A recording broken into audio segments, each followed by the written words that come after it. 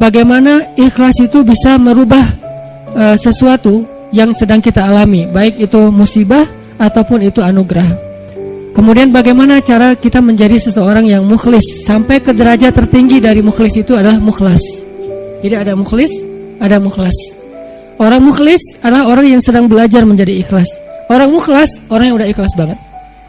Jadi orang yang mukhlas itu nggak ada bedanya antara dipuji sama dicelah. Itu mukhlasin. Ketika dia posting sesuatu, likersnya banyak atau malah hatersnya banyak, buat dia nggak ngaruh. Itu mukhlasin. Nggak gara-gara dia yang nge-like dan komen positifnya disanjung banyak, jadi dia semangat. Terus giliran di hate sama orang lain, dicela sama orang lain, dia jadi kayak pundung gitu. Ini berarti sedang belajar mukhlis. Orang mukhlas nggak ada bedanya bagi dia antara emas dan batu. Sama di mata dia antara emas dan batu. Orang mukhlas sama di mata dia antara pujian dan celaan. Orang mukhlas sama di mata dia antara orang yang membalas kebaikannya atau justru mengkhianati kebaikannya. Dia tetap menolong orang tersebut. Ini mukhlasin, derajat tertinggi dari mukhlisin. Sehingga para anbiya kayak Nabi Yusuf, Nabi Musa, Allah menyebutnya mereka adalah mukhlasin. Wadhkur fil kitabi Musa innahu kana mukhlasan wa kana rasulan nabiyya. Salah satunya. Coba kalian ingat kisah tentang Musa. Musa adalah seorang hamba yang mukhlason, mukhlas banget, yang udah nggak ada bedanya dipuji orang, dicela orang, diikuti orang, ditinggalkan orang, buat dia nggak beda. Dia tetap berbuat baik, dia tetap taat kepada Allah.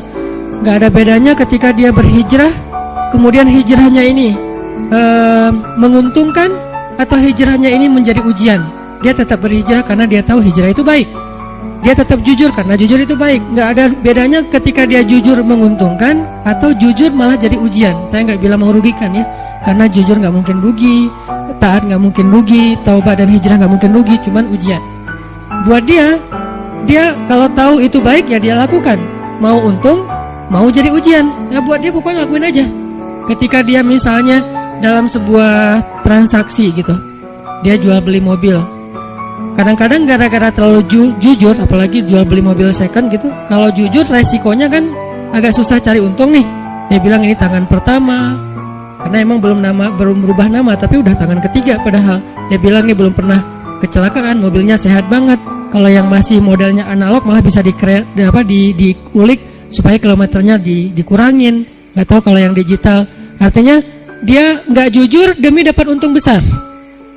Nanti untuk less guilty dia akan bantu anak yatim, panti asuhan, bikin tasyakur bin ni'mah di rumah kayak gitu kan.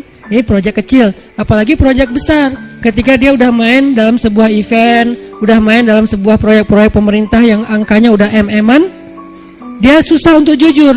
Lalu setelah dia nggak jujur dapat untung supaya sedikit less guilty-nya, dia bantu pesantren, panti asuhan, bangun masjid atau tasyakuran di rumah, ngundang anak yatim. Nah, sekarang kita coba kembalikan lagi, bukan itu yang disebut orang soleh. Orang soleh itu adalah ketika dia taat kepada Allah dalam keadaan sarra au dharra, dalam keadaan senang atau dalam keadaan susah, dan itulah mukhlasin. Alladzina yunfiquna fis sarra'i wad dharra. Orang yang tetap membantu orang lain. Yunfik itu kan bukan hanya ngeluarin duit ya, tapi inti dari yunfik atau infak itu adalah ngebantu orang. Kalau kita ngeluarin duit tapi nggak membantu orang, itu namanya juga yunfik. Tapi yunfik untuk dirinya, karena infak dalam bahasa Arab itu mengeluarkan harta. Cuman identiknya mengeluarkan harta di sini artinya bantu orang lain. Dia tetap bantu orang lain fis sarra au dharra. Fis sarra ketika dia lapang rezekinya, au dharra ketika dia juga lagi terlilit hutang, dia juga lagi susah. Dia juga belum makan, tapi ngasih makan orang lain. Ini ringan. Yang berat itu adalah ketika ujiannya perasaan. Dia tetap bantu orang itu, walaupun orang itu mungkin melupakan kebaikan dia. Dia tetap bantu orang itu, walaupun orang itu adalah pernah nge-unfollow dia. Dia bantu orang itu, walaupun orang itu ngeblok dia. Yang lebih berat lagi, dia bantu orang itu, walaupun orang itu pernah mutusin dia. Nah saya juga belum kalau itu. Masih mukhlisin, belum Mukhlasin lagi belajar ikhlas, belum benar-benar jadi orang yang ikhlas. Bisa nggak kita ngelakuin satu kebaikan tanpa lagi membedakan antara efek dari kebaikan itu nguntungin atau justru menjadi ujian. Nah ini kalau udah nggak ngaruh lagi efek itu, insya Allah kita udah menjadi hamba yang mukhlason. Kalau yang mukhlason, maka setan udah nggak bisa lagi ngegodain kita. Karena ketika setan berakad dengan Allah setelah Allah memarahinya gara-gara gak mau sujud kepada Adam, kemudian kata setan, akan saya goda hamba-hambamu selama saya masih ada di dunia, kecuali hambamu yang mukhlason. Itu gak bisa digoda sama setan. Kenapa? Mau goda pakai apa? Udah gak ada bedanya di dia antara nikmat dunia dengan ujian dunia. Dia cuma tahu ini taat, ini baik, ini halal, dia kerjakan. Mau itu untung, mau itu jadi ngerugiin dia dalam tanda petik, mau itu malah buat orang meninggalkan dia lakukan dengan akhlak yang tetap santun. Ini yang kita belajar dari menjadi seorang hamba yang ikhlas, menjadi seorang hamba yang mukhlas, sampai akhirnya kita lebih mudah melakukan kebaikan. Kayak misalnya kan ujian buat kita tuh kadang di keluarga aja. Ada anak yang bilang, Ustadz, memang masih pantas saya berbakti sama ayah yang dulu pernah ... ninggalin saya, gak nafkahin saya, zalim sama saya, pernah nyakitin fisik saya, dan segala macam. Kan ada pertanyaan gitu kan, kita sebagai anak. Padahal gak usah nanya gitu juga, yang namanya orang tua pasti berjasa dalam hidup kita. Dan sepanjang hidup kita berbakti kepada mereka, itu belum bisa ngebayar satu aja pengorbanan mereka untuk kita. Sama kayak seorang istri kepada suami, begitu juga anak kepada orang tua, tanpa bertanya gitu, apalagi sampai nanya. Kalau sampai misalnya kita berpikir, ayah saya pernah zalim sama saya, ibu saya pernah zalim sama saya dengan berbagai macam kasus, maka jawabannya kalau dari angle konten kita malam ini, mau jadi orang yang mukhlas atau mau jadi orang yang pamrih. Kalau mau jadi orang yang mukhlas, gak ada bedanya, asalkan itu adalah berbakti kepada orang tua. Apapun orang tuanya, mau orang tuanya baik atau menurut dia gak baik, yang namanya Allah suruh berbakti, ya saya berbakti. Orang saya kan ngelakuinnya karena Allah, berakadnya kepada Allah, bukan kepada makhluk. Itu kan inti dari ikhlas, berakad dengan Allah, bukan berakad dengan makhluk.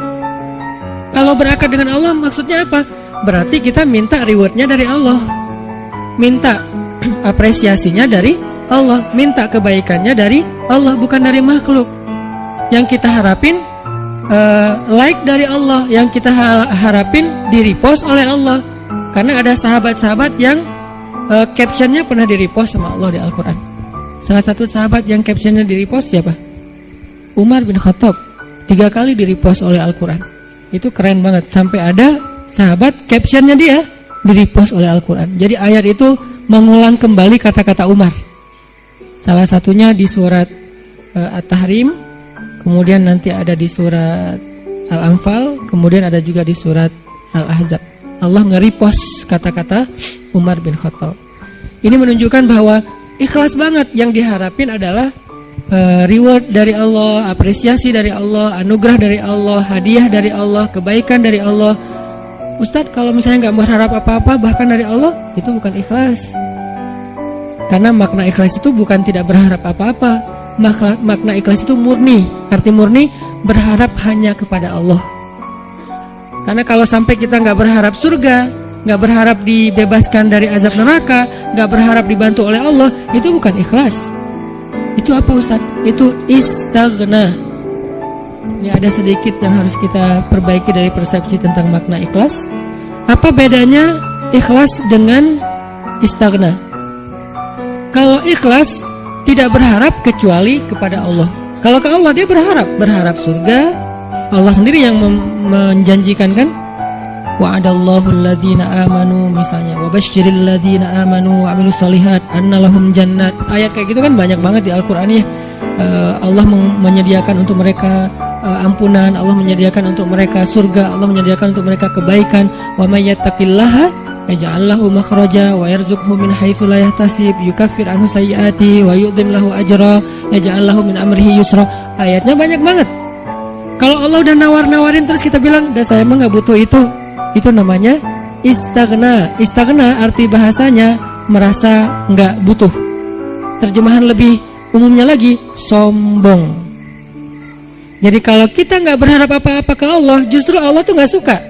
Bukan Allah salut, hebat ya hamba ini ya, ngelakuin kebaikan nggak berharap apa-apa. Enggak, itu Allah nggak suka. Kalau kita ke teman, kita suka, karena ketika dia berharap sesuatu ke kita jadi beban. Kalau Allah itu nggak jadi beban. Jangan samakan Allah dengan makhluk. Ketika kita berharap terus Allah jadi beban. Ntar dulu saya mau cuti, kenapa? Bebannya banyak banget, semua orang berdoa ke saya. Kan nggak gitu Allah. Masa ketika kita berdoa Allah jadi beban? Bukankah Allah berfirman, kullu yaumin huwa fi sya'an?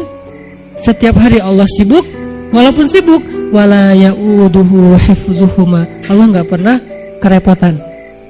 Wala ya'uduhu hifdzuhuma. Allah nggak pernah kerepotan untuk memelihara, menjaga dan memberikan hak huma, langit dan bumi dan apa yang ada di dalamnya. Jadi ikhlas itu bukan nggak berharap apa-apa, teman-teman. Ikhlas itu tidak berharap kecuali kepada Allah saja. Ke Allah berharap surga. Ya Allah, beri saya surga. Sampai Nabi bilang, kalau kalian minta surga, mintalah surga Firdaus yang paling tinggi. Jadi puncaknya Firdaus. Apakah Nabi kurang ikhlas? Bukankah ikhlas kita belajarnya dari Nabi? Adakah yang lebih baik ikhlasnya daripada Nabi? Tidak ada. Bahkan para anbiya pun belajarnya kepada Rasulullah, seandainya mereka sezaman. Bukti mereka Nabi lebih baik dari mereka apa? Semua Nabi itu nggak mention Nabi Muhammad. Semua Nabi, dari mulai Nabi Adam, Nuh, apalagi Rasul ya, Nuh, Musa, Ibrahim, semua Nabi dan Rasul pernah mention tentang @Muhammad_Abdullah. Semua pernah mention di postingan mereka. Bahkan banyak kayak Musa sering, Nabi Ibrahim bahkan dalam doa-doa beliau nggak mention Nabi kan.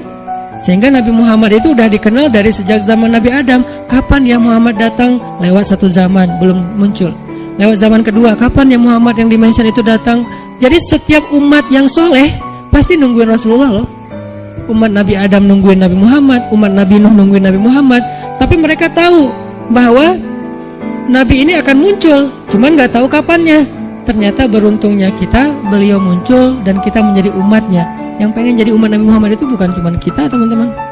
Semua umat Nabi itu pengen jadi umat Nabi Muhammad. Walaupun mereka gak bilang, aduh nyesel jadi umat Nabi Musa. Gak gitu juga sih. Mereka menghargai Musa, cuman mereka juga kayak berandai-andai punya wish gitu ya. Bisa gak ya jadi umat Nabi Muhammad? Kenapa? Karena Nabi Muhammad ini paling keren, paling luar biasa. Ya Sayyidul Anam, bukan cuma Sayyidul Anbiya, Sayyidul Anam, pemimpinnya semua manusia. Bahkan malaikat juga ikut kepada Rasulullah SAW gitu. Para anbiya sholat di Masjid Al-Aqsa diimamin oleh Rasulullah SAW. Jadi nggak ada orang yang lebih baik dalam masalah agama daripada Rasul. Kalau Nabi mengajarkan kita tentang mengharapkan kebaikan kepada Allah dan itu masuk dalam bagian ikhlas, berarti kalau ada orang yang nggak mengharapkan lalu merasa paling ikhlas, ini pasti ada yang miss nih tentang pemahamannya. Enggak. Tetap berharap, ya Allah masukkan saya ke surga. Bahkan doa kita sebelum kita salam, salah satu yang diajarkan apa? Allahumma inni a'udzubika min azabi jahannam wa min azabil qabr wa min fitnatil mahya wal mamat wa min syiddatil fitnah wa min syarri fitnatil masiihid dajjal. Atau doa yang dibaca sama Bilal terus di like sama Nabi itu apa? Yang diposting sama Bilal.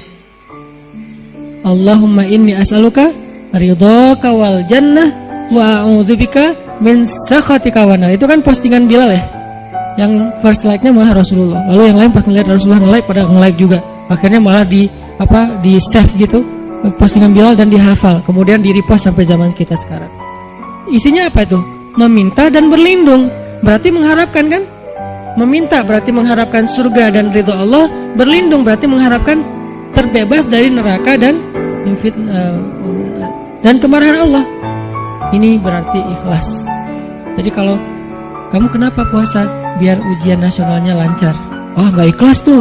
Ikhlas kalau berharapnya ke Allah. Kenapa tahajud? Biar nilainya bagus. Ikhlas kalau berharapnya ke Allah. Kenapa ini? Karena ini. Kenapa ini? Baik urusan dunia maupun urusan akhirat selama halal ya. Karena kalau kenapa sekarang kamu rajin tahajud? Biar gua bisa dagangannya laku. Padahal dalam berdagang dia banyak curang. Ini nih agak klise nih. Klise sekali ya. mirip-mirip dengan orang Khawarij di zaman sahabat. Sampai Nabi bilang gini, ini klisenya Khawarij ya. Kalau di zaman kita, menurut sebagian besar ulama dan saya sepakat dengan itu, seperti ISIS. Klisenya Khawarij itu apa? Kata Nabi, kalau kalian membandingkan ibadah kalian dengan ibadah mereka, maka kalian akan meremehkan ibadah kalian. Saking ibadah orang Khawarij itu luar biasa. Itu soleh banget dari sisi ibadah ya. Taat banget, rajin ibadah banget. Sampai di zaman sahabat ada orang Khawarij lagi selesai perang, mereka istirahat di bawah sebuah pohon korma, duduk di atas kepala para sahabat. Jadi ada sahabat yang dipenggal kepalanya, mereka duduk di atas kepala sahabat yang habis dipenggal, istirahat, tiba-tiba jatuh buah kurma. Pas buah kurma jatuh, temannya ngambil.